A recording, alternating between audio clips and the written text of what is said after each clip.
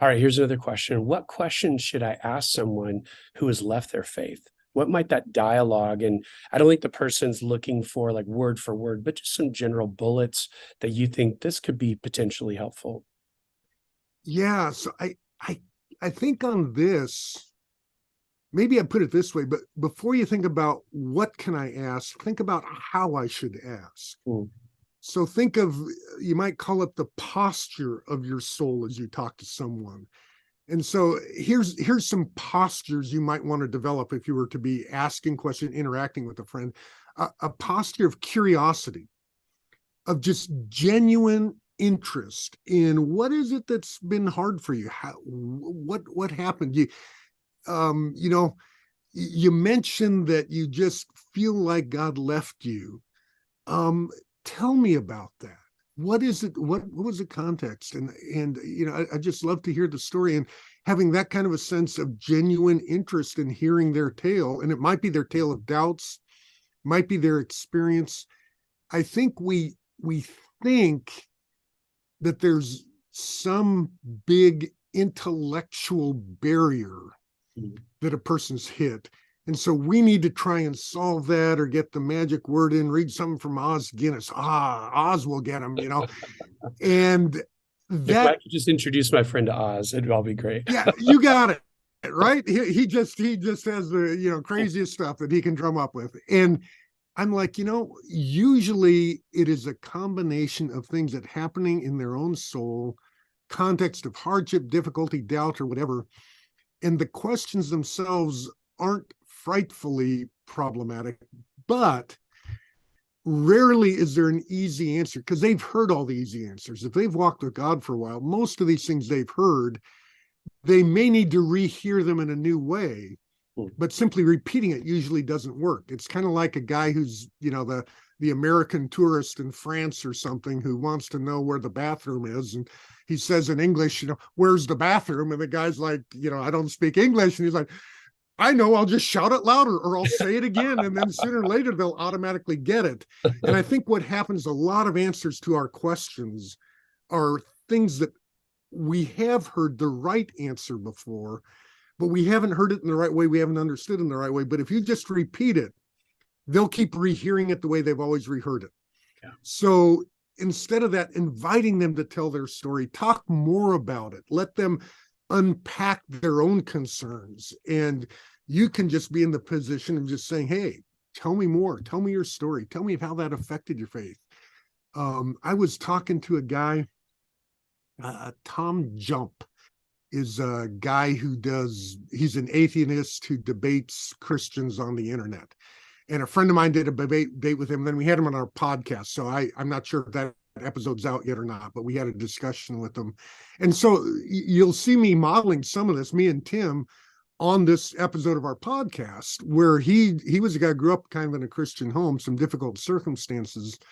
But we asked him, well, tell your story. What was it that happened? And he made this incredible comment about, you know, it isn't that I just wanted everything to be wonderful in my life. I just wanted someone who'd actually care about me and love for me as a human being. And I had nobody who did that. His mom and dad weren't great that way, and anyone else around him. And I remember hearing that, and I just paused after he said that and said something like, you know, that's a fair expectation. Yeah. And I don't want to say there's no God because that wasn't met.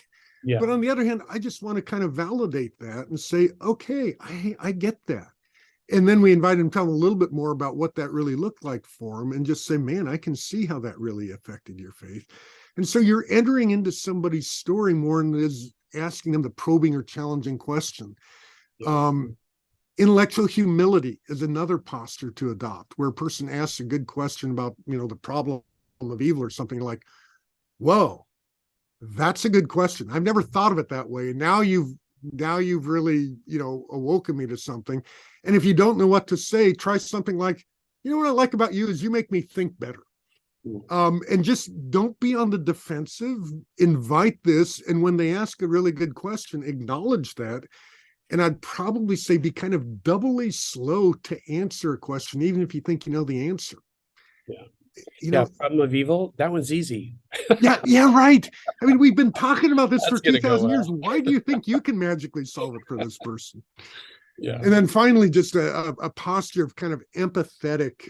Wow, that story. I know we disagree about this, but what you said, I really resonate with that because I've felt that sometimes before too. Or thanks for sharing that because I never understood you. I'd never heard that part of your story, and that really does make sense to me.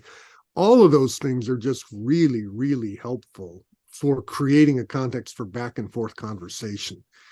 Um, so yeah, those are some things I think of. And if you don't know what else, just a good startup would be something like, hey, I know you haven't made this change lightly in terms of your faith, and I'd love to get together and just hear the long story from you.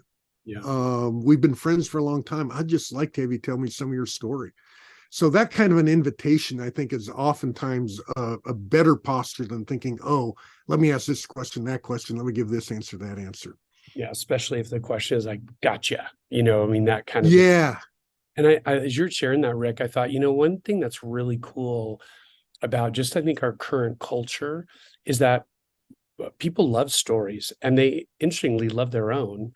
It's actually a really cool thing. I think back to maybe a generation or two ago, people more private, people more, my story doesn't matter, that kind of attitude. And that actually is a really cool part about our current world is that people really do resonate with their stories. They don't mind sharing them. That actually is kind of a cool thing. Like that's not a reach at all. I could see that being a back and forth that could really go well. Again, given the right thing, like you said earlier, it's not an agenda. I'm not trying to be the messiah in this conversation, but I mean, I just love to hear it. I'm surprised. I don't think I've ever once had someone tell me, "Yeah, it doesn't matter," or "You wouldn't want to hear it." I'm like, yeah, right. I would, and they're willing to share. So it's kind of a cool thing. There's things about our culture that are really challenging, but that's actually one neat thing that we don't mind sharing stories usually, and that's kind of cool. That's Yeah, great. and they've been given a real sense of importance in our mind in a way that perhaps they weren't 30 years ago, Yeah. which is another good reason to share them. So yeah, yeah.